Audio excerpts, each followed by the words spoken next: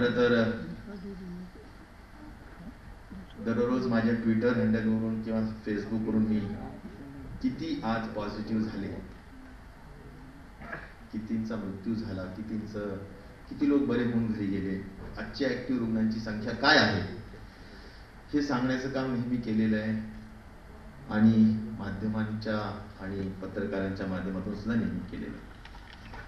तर एकंदरच मी या निमित्ताने हे सांगेल की एकूण बाधित रुग्ण जे पहिल्या आणि दुसऱ्या वेव्हच्या, आता आपण असं म्हणूया की दुसरी वेव्ह एक प्लॅटो झालेली, एक फ्लॅट झालेली आहे, वाढत नाहीये, कमी होत नाहीये, परंतु कमी व्हायला पाहिजे अशी अपेक्षा जरूर करूया. परंतु एकूण बाधित रुग्ण दोन्ही वेव्स मध्ये मिळून 60,88,000 आहेत आणि बरे झालेले रुग्ण हे 58,45,000 आहेत. एकेकाळी 7.5 लाख रुग्ण हे ऍक्टिव्ह रुग्ण, हे पेशंट्स हे हॉस्पिटल किंवा होम क्वारंटाईन किंवा CCC, DCHC, DCH सेंटर्सवर असायचे, ते आज 1,15,000 आहेत. आणि त्यामुळे एकंदर मी जे बरे झालेले रुग्ण आहे 58,45,000, 58.5 लाख लोक जे बरे झालेले आहेत, तो रिकव्हरी रेट जो आजचा आहे तो 96% आहे. एकूण या सगळ्या कोरोनाच्या परिस्थितीमध्ये जसं डॉक्टर्सनी सेवा केली तशीच टेक्निशियन्स असतील, लॅब मध्ये काम करणारे लोक असतील, आपण इमॅजिन करू शकणार नाही 4.25 कोटी टेस्ट आपल्या एकंदर झालेल्या आहेत. आणि ज्या वॅक्सिनेशनची आम्ही वाट बघत होतो ते एकूण 8 कोटी, या ठिकाणी 3 कोटी 39 लाख एवढे वॅक्सिन्स आपण आतापर्यंत लसीकरण केलेले आहेत. आणि त्याचा उच्चांक काल महाराष्ट्रामधला उच्चांक 8,11,000 वॅक्सिन्स काल एका दिवसात आपण त्या ठिकाणी करू शकलो. म्हणजे मी ठळक आकडे मी यासाठी सांगितले की वॅक्सिनचा कार्यक्रम राबवणारे आपली जी स्टाफ नर्स असते, आपले डॉक्टर्स असतात, त्या ठिकाणी काम करणारे वॉर्ड बॉयज असतात, MPWs जे आमचे मल्टीपर्पज वर्कर्स असतील, हे टेस्टिंग करणारे जे 4.25 कोटी टेस्ट केले ते सगळे RT-PCR मध्ये काम करणारे आपले लॅब टेक्निशियन्स असतील, एकूण बरं जे काही 58.5 लाख लोक बरे झाले त्या लोकांना उपचार करून बरं करण्याचं काम ज्या डॉक्टर्सनी केलेलं आहे, आज त्यांचा आणि त्याचबरोबर त्यांना खऱ्या अर्थाने या संपूर्ण कोरोनामध्ये साथ देण्याचं काम, मग ते प्रशासनातील लोक असतील, पोलीस कर्मचारी असतील, पॅरामेडिकचा स्टाफ असेल, अगदी शेवटच्या अंत्यसंस्काराचं काम करणारा माणूस असेल, एक नाही अनेक, या सगळ्यांचं मी आकडेवारी यासाठी सांगितली की हे बरं होणं, ऍक्टिव्ह आता जे वॅक्सिनेशन्स करणं, ह्या सगळ्यांचं हे जे काही उत्तम पद्धतीनं काम केलंय त्या सगळ्यांचा आज त्या कोरोना वॉरियर्सचा सत्कार होतोय, त्या कोरोना योद्ध्यांचा सत्कार होतोय.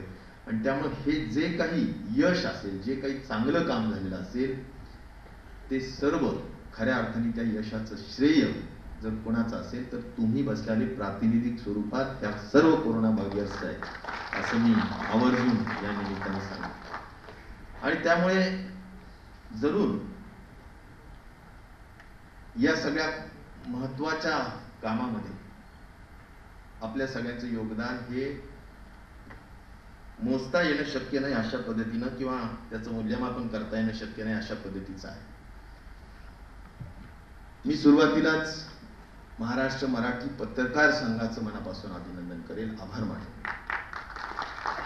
की किरण जोशी असतील, विव्वे असतील आणि त्याचे सर्व या संघाचे काम करणारे सर्व प्रतिनिधी असतील, ऑफिस बेरर्स असतील, अतिशय चांगलं मूल्यमापन करून विविध क्षेत्रातील मान्यवरांचा सत्कार या ठिकाणी केलेला आहे.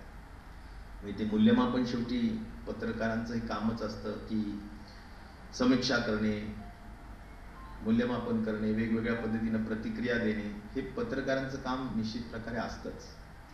आणि त्यामुळे त्यांच्या या कौशल्यातून, ज्ञानातून, अनुभवातून आपणा सर्वांचं योग्य मूल्यमापन करून आज आपला सगळ्यांचा सत्कार केलेला आहे. आणि हे प्रातिनिधिक स्वरूप आहे. आपल्या माध्यमातून लाखो हजारो डॉक्टर्स असतील आणि शासनातील कर्मचारी असतील, हे सगळे जणांचा हा सत्कार आहे.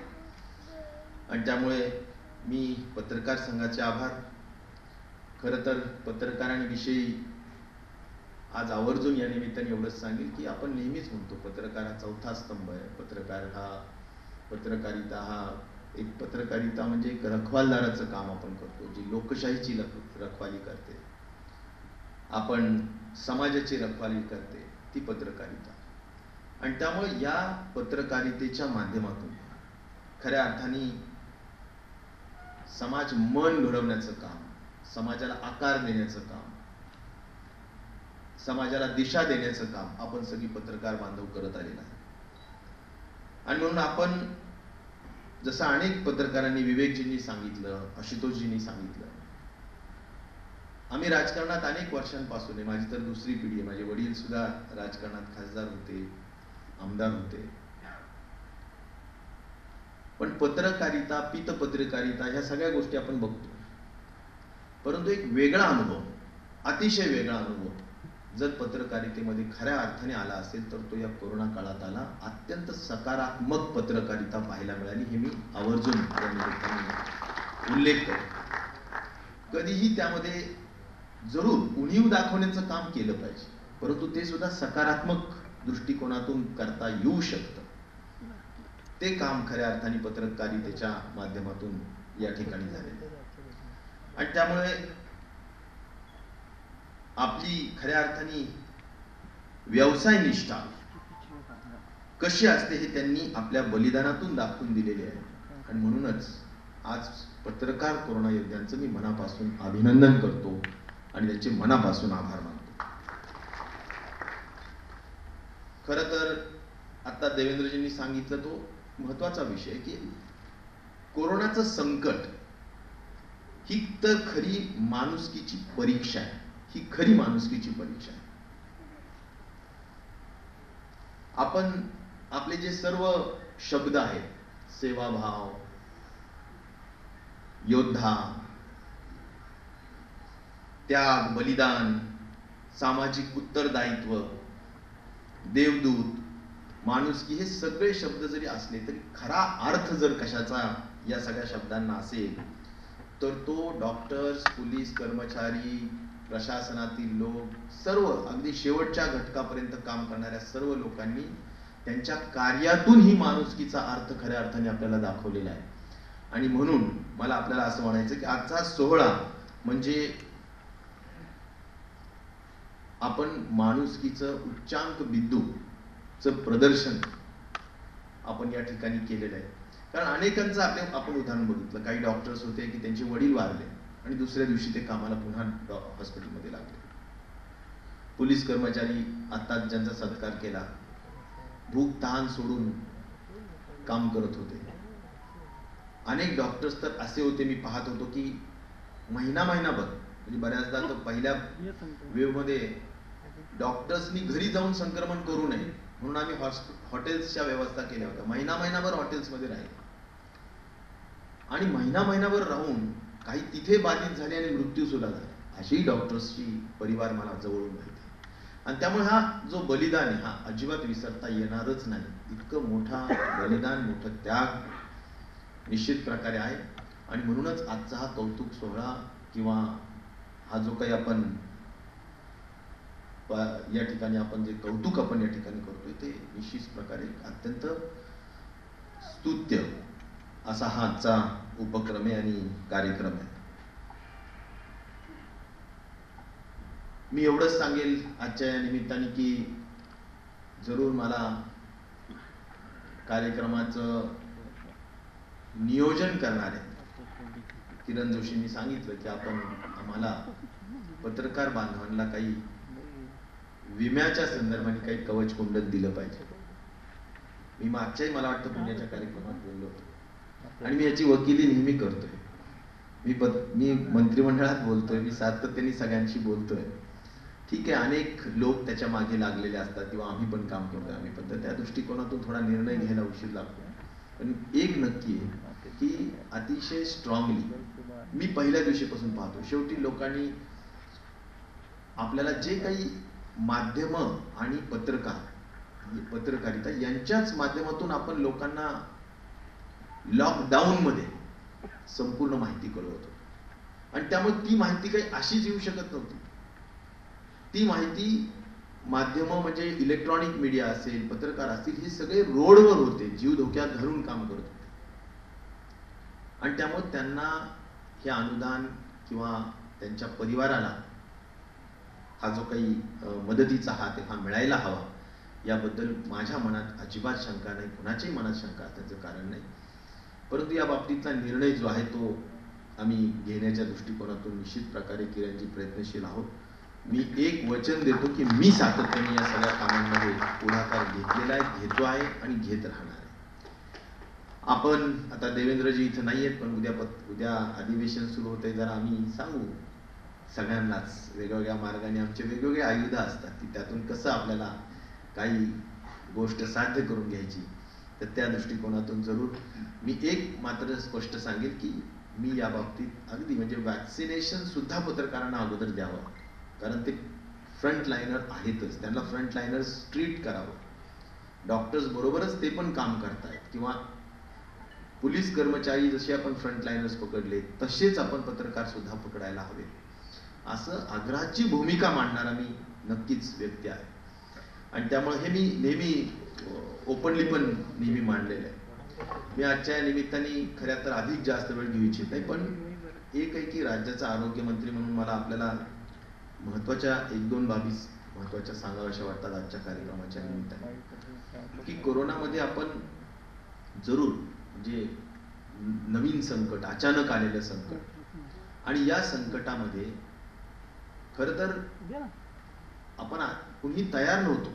मला अजून तो 9 मार्च दिवस आठवतो की पहिला रुग्ण आला आणि आम्ही हाऊसमध्ये होतो, आणि मग त्यावेळी हाऊसमधून ते चायनाचं संपूर्ण भयावह चित्र ते दाखवलं जात होतं, आणि अतिशय मनाला भीती वाटणारा हा सगळा विषय होता. आपण तत्परतेने त्याबाबतची चर्चा घडवून आणली, विधान परिषदेमध्ये प्रदीर्घ चर्चा झाली, मी त्याचं उत्तर दिलं, आणि लगेच आपण अधिवेशन तहकूब केलं. आणि एवढंच नाही तर पटपट पावलं उचलले. लॉकडाऊनचं पाऊल असेल, देशाने नंतर केलं, पण 2 दिवस अगोदर महाराष्ट्र राज्याने केलं, हेही मला अभिमानाने या ठिकाणी सांगायचं, कारण ती त्यावेळेची गरज होती. आणि म्हणून जे म्हणून आपल्या महाराष्ट्राच्या जनतेच्या हिताच्या जपवणुकीचं काम करायचं होतं, ते सगळं करण्याच्या दृष्टिकोनातून आपण नेहमी तत्पर राहण्याचं काम राज्याचे मुख्यमंत्री आदरणीय उद्धवजी ठाकरे साहेब असतील, उपमुख्यमंत्री अजितदादा पवार साहेब असतील, मंत्रिमंडळातील आमचे सगळे सहकारी असतील, सगळ्यांनीच यामध्ये प्राथम्य दिलं, महत्व दिलं, अग्रक्रम या सगळ्या कामाला दिला. आणि त्यामुळे सगळ्या पद्धतीने मी हिताची जपवणुकीचा अर्थ मग बजेट उपलब्ध करण्यापासून तर संपूर्ण अधिकार खाली कलेक्टर्स कमिशनर्स पर्यंत देण्यापर्यंत, म्हणजे निधी द्यायचा, अधिकार द्यायचा, आणि खालच्या खाली तुम्ही लवकर निर्णय घ्या, रेड टेपिझम नको, लाल फीत नको, आणि ते टेंडर्स मग भानगडी वगैरे तसलं काही नको, खालच्या खाली निर्णय घ्या, तत्परतेने घ्या, ज्या ज्या गोष्टी करायच्या असतील त्या लगेच झाल्या पाहिजेत. अशा अनेक वेगवेगळे विषय, जसा अनेकांनी सांगितलं पीपीई किट्स नव्हते, ते कसे निर्माण झाले पाहिजे, त्यासाठीचे प्रयत्न असतील. आणि मी एक सांगेल की राज्याच्या दृष्टिकोनातून नेहमी देवेंद्रजी असते तर अधिक जास्त स्पष्ट सांगितलं असतं की काहीही वेगळ्या पद्धतीनं आपण म्हणणं ऐकून घेऊ शकू, पण पारदर्शकता आणि प्रामाणिकता याबद्दल किंचितही संदेह किंवा कुठल्याही परिस्थितीत त्यांच्याबद्दलचा असण्याचं काही कारण नाही, हे मात्र मी अतिशय स्पष्टपणे सांगू शकतो. कारण पारदर्शकता आणि प्रामाणिकतेचा अर्थ असा की बऱ्याचदा असा आरोप होतात की नाही तुम्ही ऍक्टिव्ह रुग्ण लपवले, मृत्यूचा आकडा लपवला, हा कुठलाही विषय नाही. कारण जे ICMR जे केंद्र शासनाने सांगत गेले, काहीही त्याच्यामध्ये लपंडाव नाही, स्पष्टपणे भूमिका होती. महाराष्ट्राची संख्या जास्त आहे, हो आहे, काही मृत्यू असतील आहे, काय जे असेल ते सगळी गोष्ट आहे. इतर राज्यांसारखं आम्हाला कुठलाही विषय करायचा नाही, हे मुख्यमंत्र्यांनी आम्ही सगळ्या आमच्या बैठकीमध्ये ठरवून, आणि सगळ्या गोष्टी ज्या लोकहिताच्या आहेत, जे प्रोटोकॉल सांगितले गेलेले त्यामध्ये कुठेही तडजोड नाही. मग टेस्टिंग असेल, ट्रीटमेंट ट्रॅकिंग असेल, ट्रीटमेंटचा विषय असेल, जे म्हणून टास्क फोर्सनी सांगितलेले विषय असतील, हे जे कॅटेगरायझेशन असतील, किंवा मी जे लोकहिताचा सामान्य माणूस, सामान्य गोरगरीब रुग्ण हा आपला केंद्रबिंदू होता. आणि तो केंद्रबिंदू म्हणून आपण नेहमी आपले धोरणं राबवले, पॉलिसी मेकिंग केली. मग त्यामध्ये आपण घालत असलेला मास्क हा जर N95चा असेल तर तो 250-300 ला विकला जायचा, पण तो 19 रुपयाला कॉस्टिंग काढून इपिडेमिक डिसीज ऍक्ट आणि डिझास्टर मॅनेजमेंट ऍक्टच्या माध्यमातून तो तेवढ्यालाच गेला पाहिजे. लोकांची लूट होता कामा नये. या सगळ्या गोष्टी केल्या. काही अनेक डॉक्टर्सच्या दृष्टिकोनातून, मोठ्या हॉस्पिटलच्या दृष्टिकोनातून सुद्धा काही अवास्तव जास्त बिल्स गेले होते. त्याचीही बिलांवर कॅपिंग करण्याचं काम, ऑडिटर नेमण्याचं काम, वेगवेगळ्या पद्धतीनं हे जे काही तपासण्यांची बिलं असतील, मग सिटी स्कॅन प्रत्येकाला लागायचा, 10,000 रुपयापर्यंत सिटी स्कॅन वाले घ्यायचे, आणि 2,000वर त्याला कॅपिंग केली. कॉस्टिंग काढून कॅपिंग केली. कुणाच्या पोटावर पाय द्यायचा असा विषय नाही. मी स्वतः त्यामध्ये अधिक बारकाईने लक्ष देऊ, पण मी स्वतः by profession, by education doctor नव्हे. बऱ्याच लोकांना वाटतं की मी डॉक्टर आहे, पण मी इंजिनियर आहे. मी BE मेकॅनिकल झालेलो एक विद्यार्थी किंवा कार्यकर्ता आहे. परंतु मी त्याच्या बाबतीत अत्यंत बारकाईने ज्या लोकांच्या दृष्टिकोनातून जे निर्णय असतील, प्लाझ्माचा विषय असेल, तो काहीच्या काही रुपयाने विकल्या जायचे, म्हणजे युनिट्स पर युनिट्स, त्याला आम्ही कॅपिंग केली सगळ्या दृष्टिकोनातून. अगदी छोट्यातल्या छोट्या ज्या काही ॲम्ब्युलन्स पर्यंत असेल, ॲम्ब्युलन्स फ्री मिळाली पाहिजे, शववाहिनी फ्री मिळाली पाहिजे, महानगरपालिकेला त्या गोष्टी सांगा, CCC मध्ये व्यवस्था कशी असायला हवी, ह्या सगळ्या गोष्टी. आणि डॉक्टर्सची काळजी घेणं, मग नर्सेसची काळजी घेणं, या त्यांच्या सगळ्या गोष्टी. आता हेल्थ डिपार्टमेंट म्हटल्यानंतर आपल्याला ही संपूर्ण, मी म्हणतो की अचानक संकट आलं होतं. आणि मी एक जबाबदारीने सांगतो की नेहमीच हेल्थ डिपार्टमेंटला कोणत्याही राज्याने, सरकार कुठल्याही पक्षाचे असो, नेहमीच दुय्यम महत्व देण्यात येते. जे प्लॅनिंग कमिशन 6% GDPच्या, म्हणजे जे आपलं स्थूल उत्पन्न आहे त्याच्या खर्च केला पाहिजे असं म्हणतो, 0.91% आतच आपला खर्च असतो. आणि त्यामुळे मग अचानकपणे उद्भवलेल्या या संकटात आपल्याला लगेच तयारी करता येत नव्हती. म्हणून सगळे खर्च थांबवून अगोदर कोरोना बघायचं, या पद्धतीनं मग आता हेल्थ इन्फ्रास्ट्रक्चर सगळं आपण रॅम्पअप करण्याचं काम आपण करतो.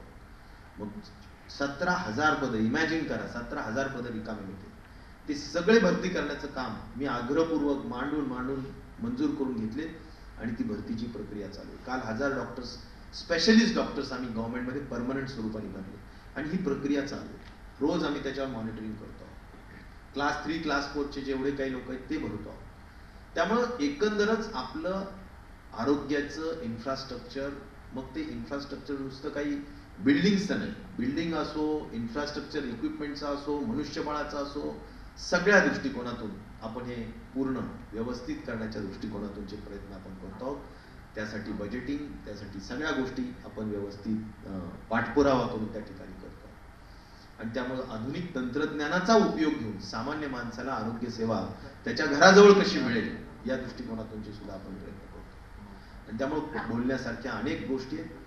मी एवढंच सांगेल की आता सध्या आपण काही, जसं अनेकांनी सांगितलं की तिसरा वेव येऊ नये हीच प्रार्थना. आपण सगळ्यांनी जर अधिक डिसिप्लिन पद्धतीनं पाळलं तर कदाचित आपण थोपवू शकतो, उशीर करू शकतो. आपण कोविड अप्रोप्रिएट बिहेवियर करायलाच हवं, हा आग्रह धरत असताना वॅक्सिनेशन हा सगळ्यात महत्वाचा कार्यक्रम आहे. कारण आज आपण बघतो आहोत की जरी तिसरी वेव अमेरिकेत आली आहे, तिसरी वेव UK मध्ये आलेली आहे, ही सगळीकडे युरोपमध्ये सुद्धा तिसरी वेव आली आहे, पण त्याची तीव्रता कमी आहे, इन्फेक्शन पण कमी आहे, आणि मृत्यूचा प्रमाण सुद्धा खूप कमी आहे. आणि त्याचं एकमेव यशाचं कारण आहे वॅक्सिनेशन. आणि त्यामुळे आपण सर्व पत्रकार बांधव इथं आहात, डॉक्टर्स इथं आहात, मला आपल्या सगळ्यांनाच नम्रतेची विनंती करायची की आपण ज्या ज्या गावातून, भागातून येत आहे त्या सगळ्या ठिकाणी आपण आग्रह करा की वॅक्सिनेशनच्या कार्यक्रमाला अग्रक्रम द्या, महत्व द्या. कारण तेच कवच कुंडल असेल की जे आपल्याला या महामारीच्या तीव्रतेपासून वाचवू शकेल. जे एकदम ऑक्सिजनवर जाणारे पेशंट्स आहेत ते ऑक्सिजनवर जाणार नाहीत, अत्यंत माइल्ड पद्धतीने होईल जरी झालं तरी कोणाला. आणि त्यामुळे या सगळ्या, मला वाटतं गोष्टींकडे आपण जरूर लक्ष देऊया. वॅक्सिनेशनकडे अधिक बारकाईने लक्ष देऊया. एवढंच मला या निमित्ताने आपल्याला सर्वांना सांगायचंय. आणि जरूर आपल्या सगळ्यांना पुढच्या सगळ्या कामांसाठी खूप खूप शुभेच्छा व्यक्त करायच्या. तुमच्या हातून या सगळ्या कोरोना महामारीत जे भयभीत झालेला समाज आहे, जो कष्टी झालेला समाज आहे, अनेकांच्या नोकऱ्या गेलेल्या आहेत, अनेकांचे उद्योग अडचणीत आलेले आहेत, या सगळ्यांच्या मध्ये आपल्याला सगळ्यांना खंबीरपणे साथ द्यायची आहे. आपल्याला त्यांच्या या कोरोनाशी मुकाबला करायचा आहे. 2 हात करायचे. कोरोना विरुद्ध लढाई जिंकायचीच आहे. आणि या सगळ्या कामांसाठी आपल्या सगळ्यांचं मोलाचं योगदान आवश्यक आहे.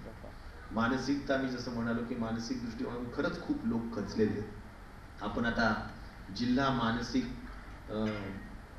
जे काही समुपदेशन कार्यक्रम हा देखील आरोग्य विभागाकडून राबवतो.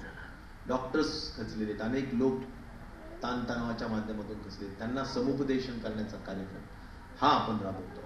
पुढच्या काळात जरूर कोरोना बरोबर राहायचं जरी असेल किंवा कोरोनापासून आपला देश मुक्त आणि जग मुक्त जरी करायचं असेल तरी आपल्याला NCDचा कार्यक्रम पुढच्या काळात राबवावाच लागेल, ज्याला आपण नॉन कम्युनिकेबल डिझीज म्हणतो, लाईफस्टाईल डिझीज म्हणतो. त्याच्या बाबतीतले काम आपल्याला करायचं. त्यामुळे काम अविरत चालूच राहणार आहे. मला एवढंच सांगायचं की या सगळ्या कामात जरूर आरोग्यमंत्री म्हणून आम्ही काम करतोय. आपण सगळेजण या सगळ्यांच्या बरोबर खंबीरपणे आम्हाला साथ देत आहे.